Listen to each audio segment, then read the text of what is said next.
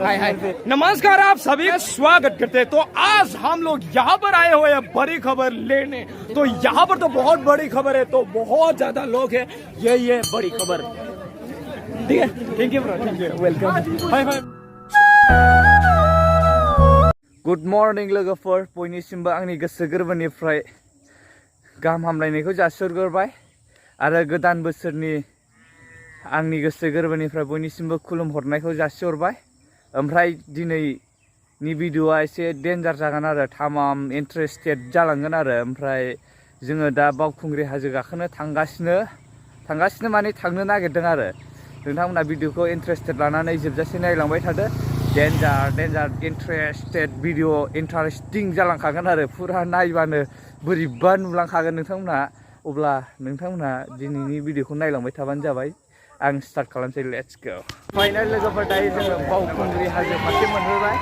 Gate हाबनोसै, ओरै नायदो नै, नैबेनो जाहैबाय बावखुंग्रि हाजोनि मेन गेट।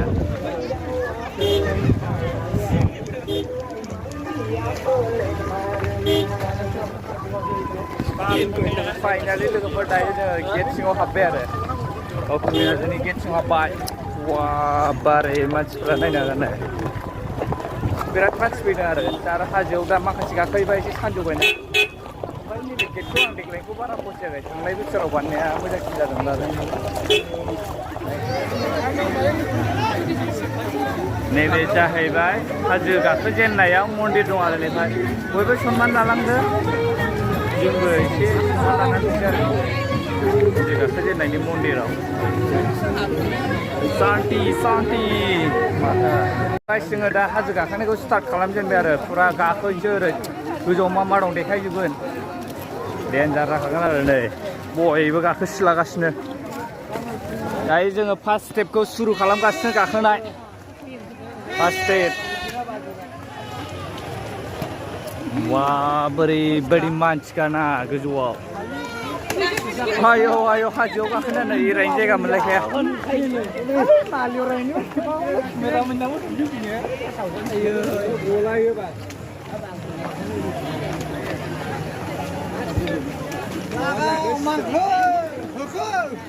लागाव इसे गोजौ मानखोलांनांगौ, नायदो बोरैबा जुहुफ्लांबाथाय सेसखा आरो।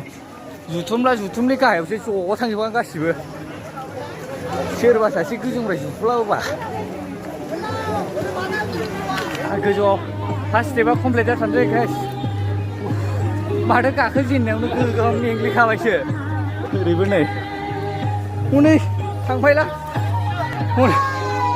हनै जुहुबाय। दायो जोङो फार्स्ट स्टेपखौ गाखोखांबाय। फार्स्ट स्टेपखौ गाखोखांनानै सेकेन्ड स्टेप गाखोनो थांगासिनो। सेकेन्ड स्टेप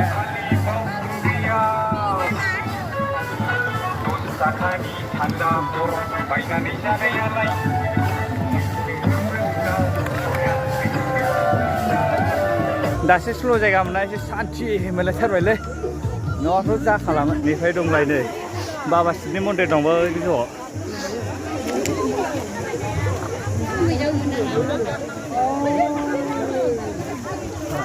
नैबेनिफ्राय सेन्देल सोनो मोना, नै खालामजोबनांगौ। दायो जों थांथ'ला, जुथा गाननोना खुनो बिराद खस्थ' जायो। एथ' गिदिर मानसियाव सफैबाय। बाय। अ माय गड, ओइ दहाय दालां मोनबाय होननाया नै गावसो दालाङा औ दासो नुदों। सरायघाट ब्रिजखौ दासो मोननो नागिरदों नै। अयथासार भिर जाखायोना बावबो, बाबारे।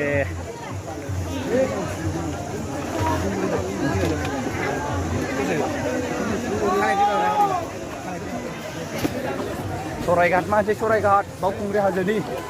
दहाय मोनबाय सानदोंमोन, नै दासो मोनफैदों। देग्लाय मोननै खालामलायथारनो माथो दालांखौ। थांनाय आलदा, फैनाय आलदा। नै बबेजोंबा गाखोबोफ्लांबाय, बाज्रुमबावनांगौसो। अ माय गड, बोरैबाफोर दालाङावल' खाम बायना होदो, सब बजोबबा सिजोबखासै आरो। गावजों गाव लाद्रा बुन जायजोबखागोन। बेनि सायाव बे गोलैसिन लायजोबखागोन आरो। बे दालां गायनांगौबा नैबे नै दालां दं जों दालां मानगासिनो आरो दा सिख्लाफ्रा किउटार वा सिख्लाय बोथोरा नै मानखोनांसिगौ नै बिसि गोजौ दंबावो बिसि गोजौ सोर फाग्ला खर' गारजा खोनानै दोनफैयाब्रा बे हाखौलाय एथ' खस्थ' गाखोनलाय फुरा बे हाखौ खोफैग्राया खर' गारसिमोन आं बिसि गोजौ बोरै खोनानै दोनफैखो जोंहासो खस्थ' गाखोफैनांबाय फं खावजोब्बाय हाद्रिया हाद्रि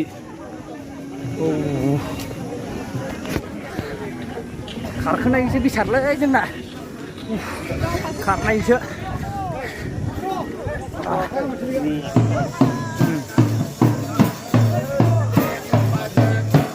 लागाव ब्रमोन लागाव बरिया नै बाव मा गाजां मानसि जालायखोब्रा वाव माने नै फाय नायदो नै लास्ट स्टेप मोनसे दायो फाइनाल स्टेप मोनफैबाय आरो फाइनाल स्टेपआव गाखोनो थांगासिनो जोङो नैबेखौ गाखोखांबानो फाइनाल स्टेप जोब्बाय नैबेनो नै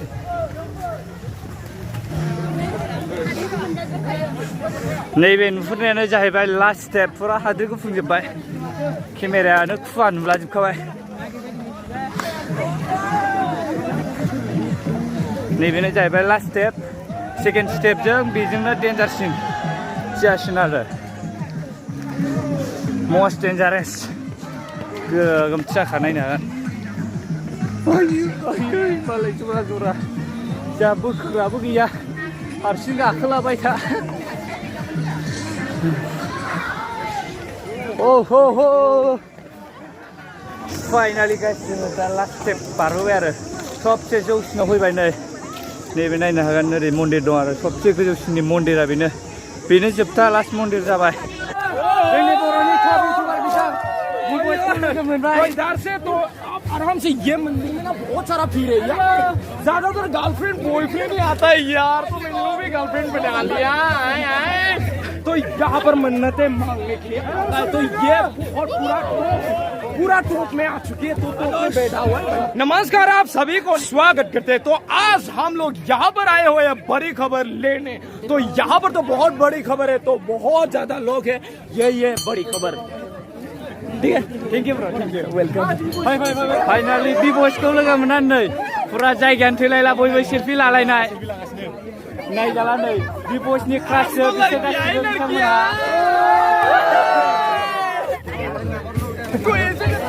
लड़की लोग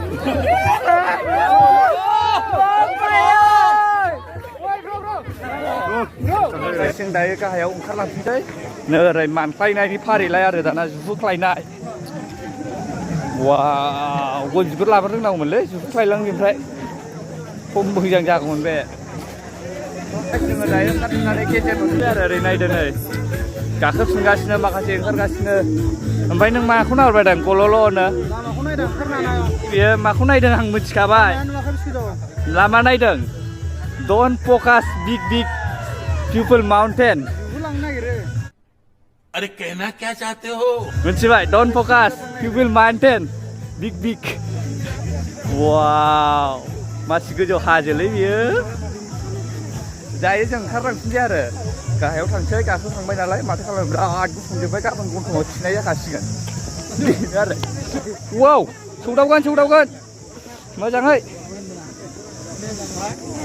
आयौ माबे खनायाव बारखुमानाय बिबारलाय मासिबां समायना बाबारे जोंखौ बोखोग्रायानो सासेबो गैया ओमफ्राय नायदो जोंखौ बोखोग्रायानो सासेबो गैया बाबारे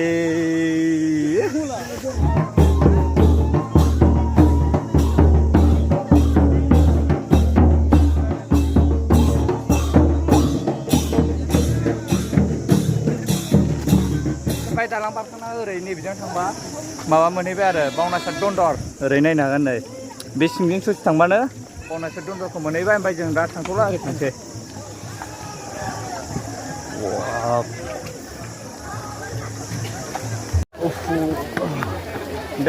दोखो मेंग्लिनायनि गेजेरजों खुनुरुखुम गाहाय फारसे सौफैफिनबाय नै दायो गाहायाव मोनफैफिनबाय आरो ओंखारनानै फाइनालि लोगोफोर दिनैसो फार्स्ट टाइम आब' जियारानिखौ लोगो मोनबाय आरो थारमाने आङो गिब'यै हमनाया आंबो रियेलाव दिनैसो लोगो मोनदों आरोना मोजां नांबाय फंबायखौ लोगो मोननानै कोरिया नुबायलै हमथाला र' दे लांगोन दे आयौ आंनाय हरनाय हरनाय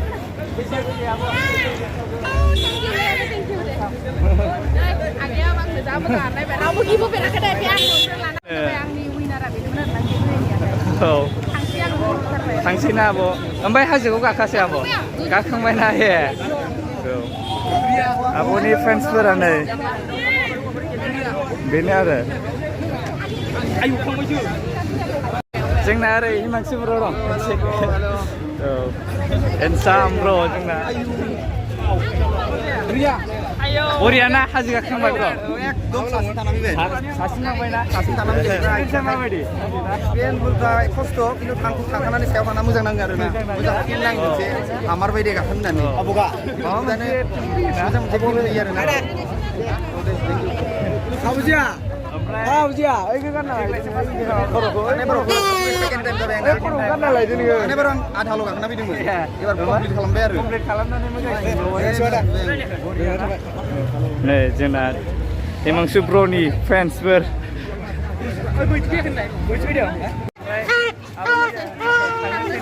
आं क'क्राझाराव थागोन बिदिनो साननैसो गिदिंबावगोन आरोना मोजां नांबाय आगोलखौ लोगो मोना खिन्थु रियेलाव दिनै फार्स्ट टाइम आरो नेक्स्ट टाइम लोगो मोनगोन दिनै लोगो मोना थांसै आरो नेक्स्ट टाइम लोगो मोनगोन आरोना मेरला लोगो मोनगोन ओमफ्राय आब'खौबो दिनैसो रियेल लाइफआव लोगो मोनो आरो रियेल लाइफआव साबसिन नुयो आब'खौ बरियाखा थगायबाय आं थगायाखै नोंखौ थारमाने बावखुंग्रि हाजो गाखोनानै दिनै माबायदि फिल मोनदों आब'मोना थांसिनो ओमफ्राय नै हेलमेटाव गप्र' सेटआप खालामगासिनो ओमफ्राय आब'मोनखौ बेनिफ्राय बिदाय लानोसै आरो बाय बाय ओमफ्राय जोंबोथ' थांनोसै ना थांनोसै औ मेंबाय थांसै आंबो स' लोगोफोर दिनैहाय आं आब' जियारानिखौ लोगो मोननानै जोबोद गोजोनबाय मानो होनोबा आं गोबाव समनिफ्रायनो लोगो हमनो जाय समाव आब' जियारानिया फैदोंमोन बे समनिफ्रायनो लोगो हमनो जोबोद एक्साइटेड जानानै दंखायोमोन आरो ओमफ्राय फाइनालि दिनै लोगो मोनबाय आरो आंनि गोसोखौ जोबोद गोजोननाय मोनबाय अब्ला लोगोफोर दायो हाजो गाखांजोब्बाय ओमफ्राय दा थांनाय जाबाय ओमफ्राय थांनो नागिरबाय आङो नै मानसिफ्रा गोबां दंबावो नै ओरैबो गोबां हाजो गाखोनानै ओंखारबोबाय सोरबा दासो गाखोहैदों आरो ओमफ्राय ओरै जोंना नै फैला सारा बै गोदो साबोन थरसे बायबा थरसे फ्रि मोनफायोमोन नायल'गासिनो बेखौ नायसिगासिनो नै बाय वान गेट वान अयथासार मानसि आरो दा बे